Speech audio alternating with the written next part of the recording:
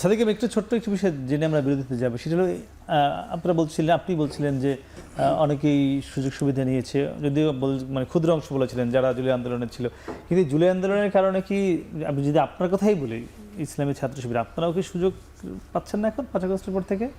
দেখেন, 5 আগস্টের পরে সমন্বয়কদের অনেকের তো আমরা চিনি, দেখা গেছে তাদের অস্বাভাবিক পরিবর্তন হয়েছে আর কি। আমরা তো আগেও তাদেরকে চিনতাম, আগে থেকে পরিচয় ছিল ক্যাম্পাসের বড় ভাই অথবা ছোট ভাই, বন্ধু। কিন্তু দেখা গেছে 5 আগস্টের পরে ক্যাম্পাস অথবা বিভিন্ন জায়গায়, বিশেষ করে এখানে 30শে জুলাইয়ের দিকে অনেকগুলো কমিটি হয়েছিল, জেলা কমিটি। পরবর্তীতে এখানে অনেকে এই সমন্বয়ক পরিচয় দিয়ে তাদের সরকারি বিভিন্ন দফতরে যাওয়া, তাদের হচ্ছে বিভিন্ন ধরনের দখলদারিত্ব করা, এগুলোর মাধ্যমে তারা অস্বাভাবিক একটা, বিশেষ করে 5 আগস্টের পরবর্তীতে মানে ক্যাম্পাসের কারা যারা এরকম, এটা হচ্ছে অনেকগুলো নিউজ হয়েছে। নিউজের যদি আমরা হচ্ছে নামগুলো, এখন তো নাম এটা আমাকে মানে নিয়ে আসতে হবে, ঠিক আছে? তো এই সময়ে এইটা যদি আমরা শুরুতেই যদি হচ্ছে বৈষম্য বিরোধী প্ল্যাটফর্মটা যেভাবে আগে সবার রিপ্রেজেন্টেশন ছিল, এটা কোলাবোরেশন হচ্ছে, এটা যদি 5 আগস্টের পরে এই প্ল্যাটফর্মটা যদি এই চেক অ্যান্ড ব্যালেন্স থাকতো, সবার যদি রিপ্রেজেন্টেশন থাকতো, তাহলে এই কাজগুলো এভাবে হইতো না। সব জায়গায় একটা চেক অ্যান্ড ব্যালেন্স করা যেত।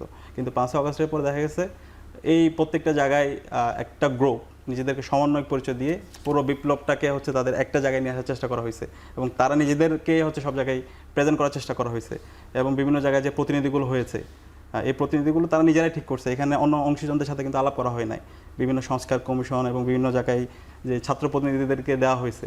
তো এই বিভিন্ন ধরনের পরিচয় দিয়ে, যেমন রিসেন্টলি যাকে প্রাইভেট ইউনিভার্সিটি যাকে হচ্ছে অ্যারেস্ট করা হয়েছে, সে কিন্তু স্বরাষ্ট্র মন্ত্রণালয়ের যে তাহলে ঠিক আছে, আমি একটা দেখি তাহলে হচ্ছে এটা যেটা হোক। তো এরকম প্রকাশ করে বিভিন্ন জায়গায়, বিশেষ করে হচ্ছে জেলা পর্যায়ে বিভিন্ন কমিটিগুলো, তো এই জায়গায় দরকার ছিল যদি ওনারা এই প্ল্যাটফর্মটা কন্টিনিউ করতে না পারে, তাহলে এটাকে বন্ধ করে দেওয়া, অথবা সকল অংশীজনদের সাথে আলাপ করে এটাকে হচ্ছে প্রোটেক্ট করা।